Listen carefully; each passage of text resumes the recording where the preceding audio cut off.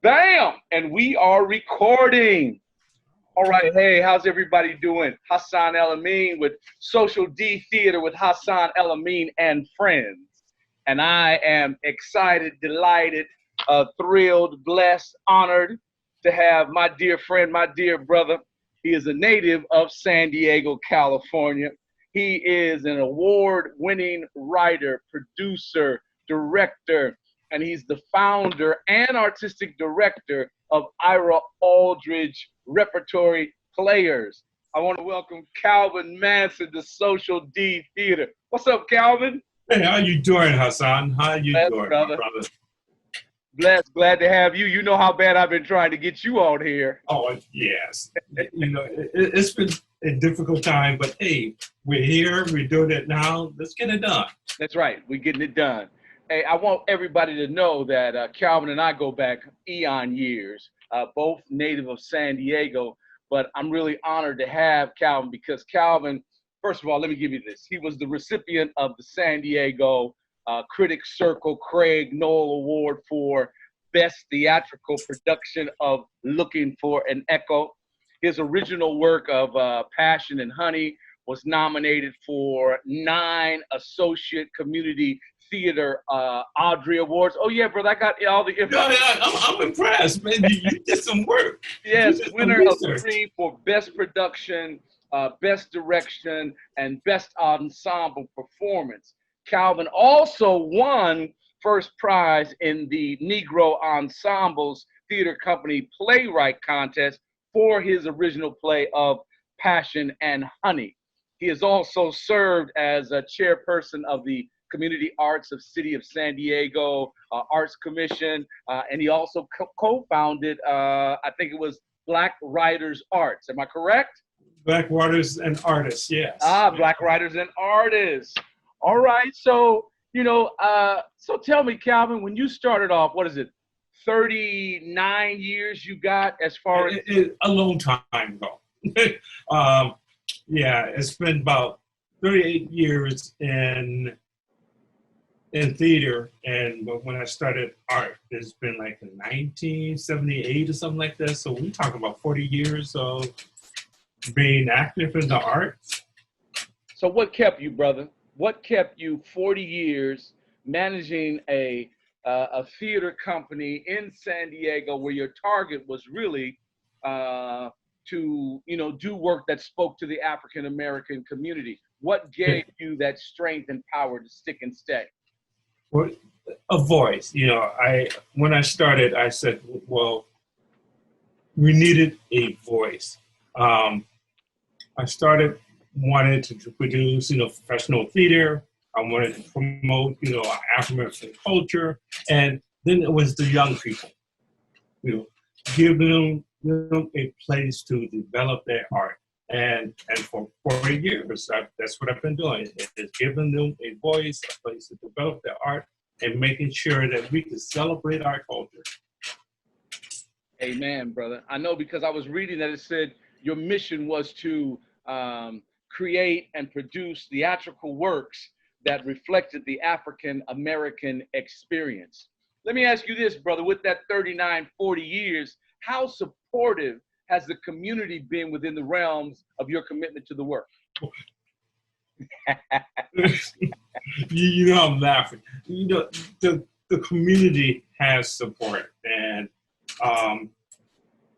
not as much as that I need to, and I needed to support, but there was there.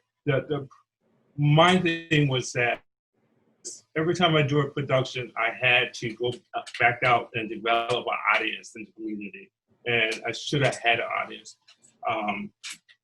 But the support was there. They didn't come out as much as I needed them to, but San Diego is not like other cities that has a long history of the arts, of supporting the arts. When I started, art was not that important for us. When I was with the Black Federation of San Diego, and I was a community organizer, and I was telling the leaders, our African-American leaders, hey, the art is very important. Let's get the kids and get the community involved in art. And they say, hey, we have other issues, unemployment, housing, and that was important. And that was the thing then. I could see now that Black shows, Black plays is being more presented in San Diego. Unfortunately, Black theaters all over is closing. It's not getting the support. So there it is. There it is, huh? But I noticed also, man, with all these accolades and awards, it means that your work had a broad appeal within the community. Not only just African Americans saw your work, because really the acknowledgement came from other communities. That was just when I look back at in terms of I'm going to always do Afro-American plays and present art history, but I would say 2/3 of my audience was non-Afro-American. Other communities supported me better than the Afro-American community did.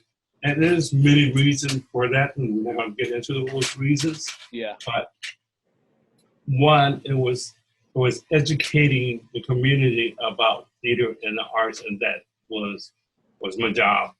And I did that. And you could see that there's more theater companies doing more Black plays in San Diego now than they ever have. I noticed something, looking back over your work, it would be times where you would produce a piece, write a piece, present that piece to the community. Then you would take that piece and maybe come back 2-3 years later and do that piece again. What were you revising, editing, new additions, or what was the thought process when you would do that? Things changed. Let's take Passion and Honey. Okay. When I originally did Passion and Honey, it was in the 80s, 1980s. And the issues of that time, I dealt with issues that was happening at that time. And in 2000, there was different issues. I mean, kind of the same issues, but there was different things that I could tap into. And it was time for that. And let's talk about what's going on today. If I was doing Passion and Honey today, I would talk more about, Black men in America, not able to walk down the streets and not able to go to the park, not able to, so those issues. So I take issues that was happening and plug it into the play. So do you think that most of your work then, man, is work that's socially conscious? And I would say 90% of my work. Then even when I wrote the show on Nina Simone, it was socially inclined. I deal with our social issues, and pretty much that's what I deal with social issues. I saw, because some of your stage credits include Harlem Harlem, which I think is one of my favorites. Evening with Billy, Sassy, Sarah Vaughan, Nina, The Life and Music of Nina Simone. I remember Raising the Rent because some of my dear friends were in it.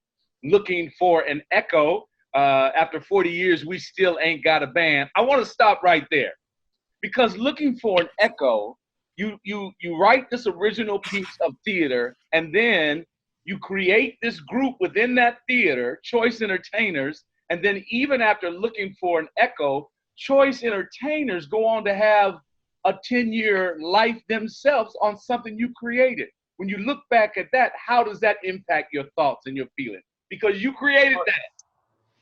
When I did Looking for an Echo, and when the theater critics came out and gave us an award for that, the response was, we didn't know that we have that much talent in the community.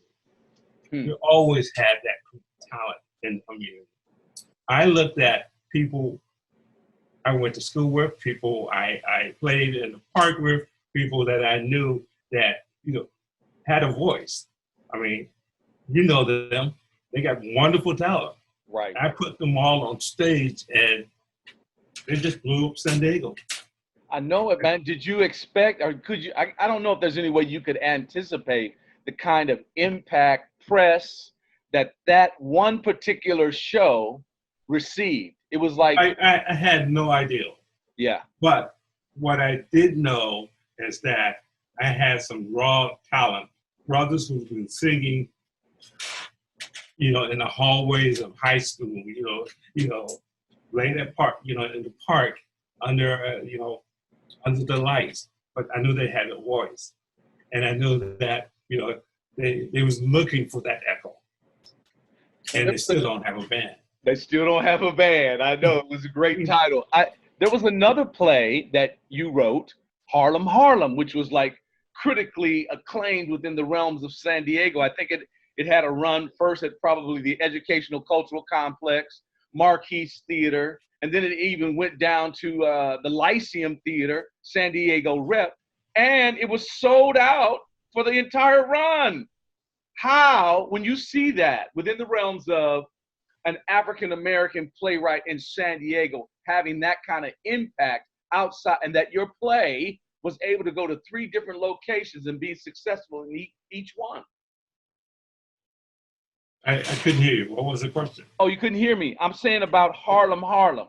So, right. Because Harlem Harlem was critically acclaimed in San Diego, and it had an extensive run, and you produced that play 3 different times. Right. When you have that kind of run, what is the impact? Why? I guess my question is, with the success you had locally, did you ever think of transferring these things outside?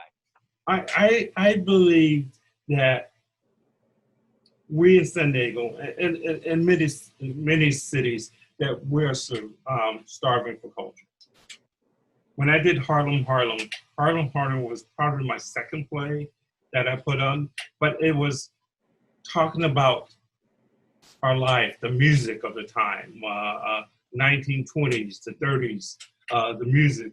And one thing that I try to do when I put on a musical is try to put in some type of social, statement.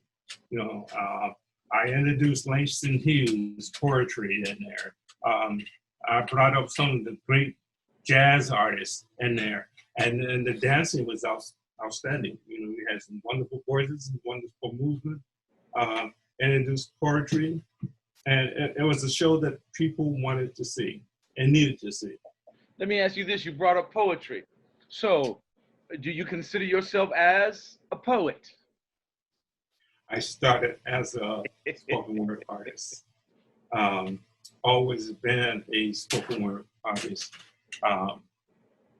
Langston Hughes is one of my favorite poets. And when I was growing up in San Diego, in the community, is that you have to be good at something. Yeah. And I was good at writing poetry. And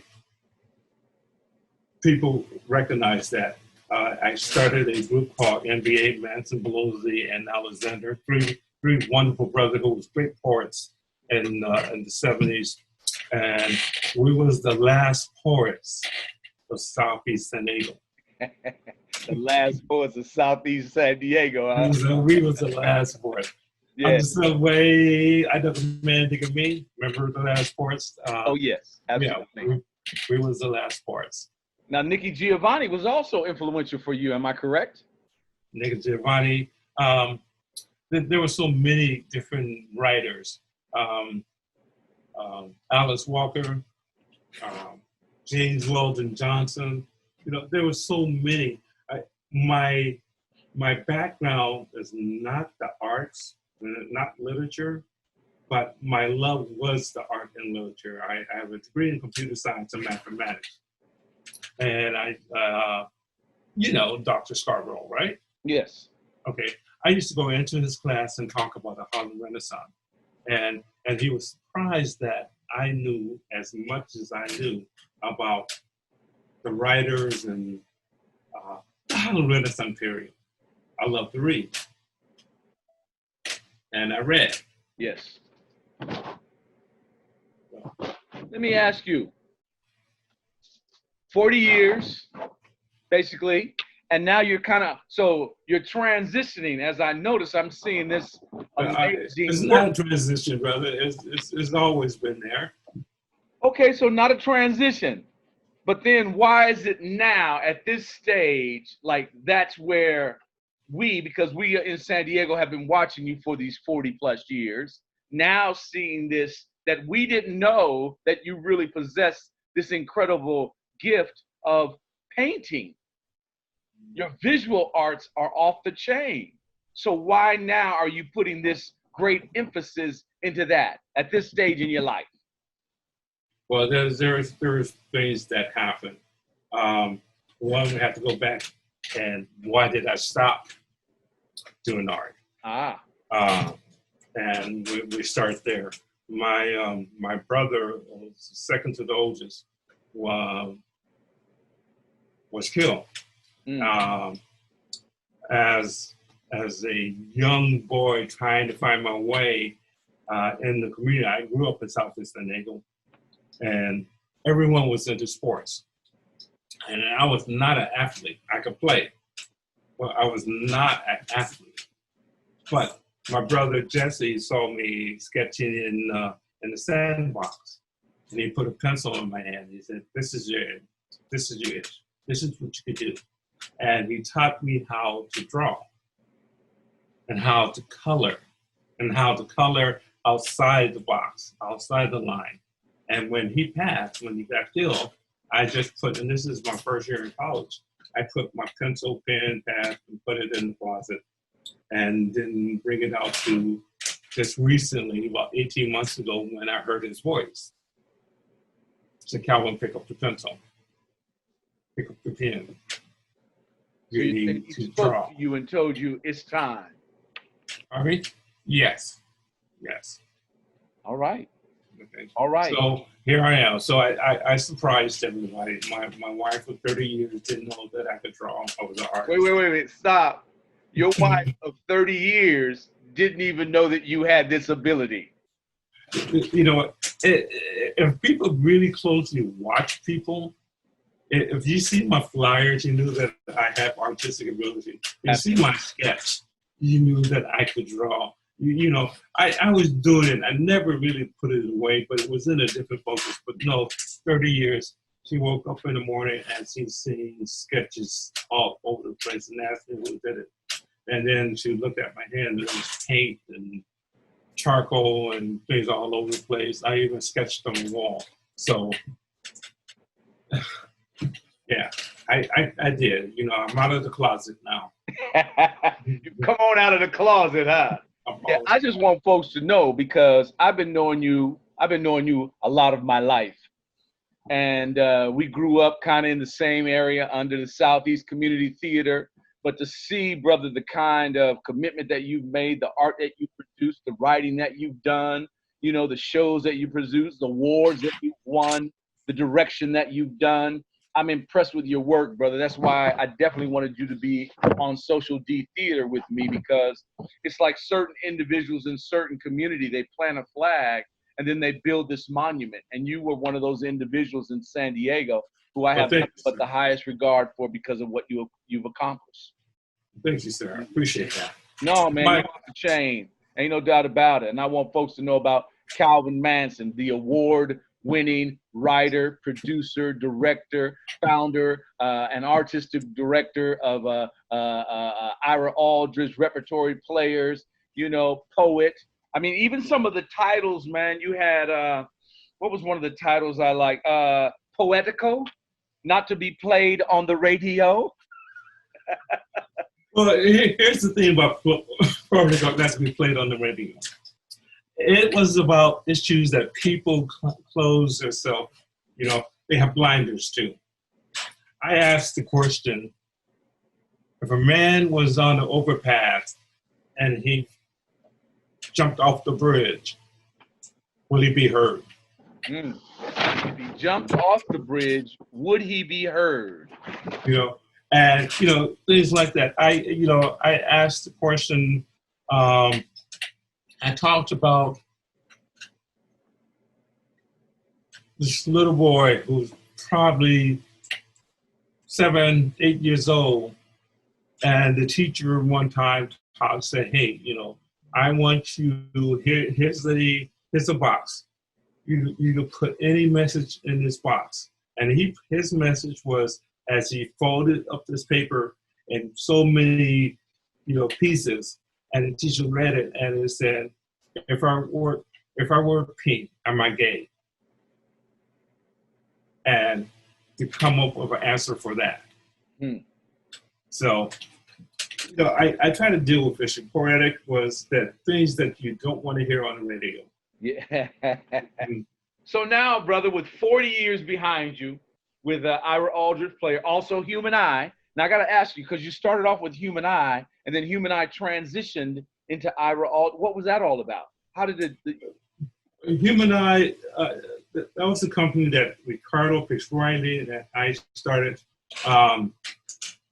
When we parted our way, I still wanted to do theater. Theater was, and that's when I came up with the Ira Aldridge Repertory players. Okay. Because I read a lot about Ira Aldridge. The greatest Shakespeare, Afro-American Shakespeare actor ever. And I wanted to name my company after someone that was so great like that. So people could ask me, Ira Aldridge, who was that? And I could tell them, hey. Keeping the history alive. Yeah. So what now, brother? So what now? Are you going to produce more plays, write more plays? I have so many plays, so many stories I want to tell. I am in the making of putting a season together, and I really want to tell the Mahalia Jackson story. Okay. That I have a vision of putting three Mahalia on stage at the same time, talking about her music, talking about her life, talking about, to me, she is the queen of gospel. She is the mother of gospel. And a lot of people know her music, but don't know anything about her life. Okay, so that's something we can look forward to then. It's coming? That's something we can look forward to. All right. Well, I want to thank you for joining me on Social D Theater, Mr. Calvin Manson. Thank you for asking me. And thank you for having patience. Because it was hard to get me to come. And brother, I'm doing this for you out of the love for you. I have a lot of respect for you and what you do, and you touch people with your art. You touch people, and we're in a field that we make a difference. Yes. And I'm so glad when I go to theater and see people like us on stage. Absolutely. That was my goal. Yes. Well, you've done that, brother. You have made a huge contribution to the world of theater, especially for African Americans, and making sure that we were present on stage. You've got over 40 years, brother. 40 years. Most people retire after 30, and you're still at it. Trust me, brother. You got more stories to tell. It was needed. Yeah, absolutely. So once again, I thank you, brother, for being here on Social D Theater with Hassan El-Amin and friends. Where you at? Did I lose you?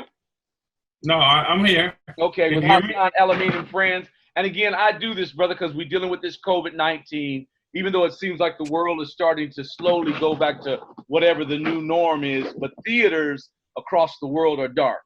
And you have been a power player in the world of theater.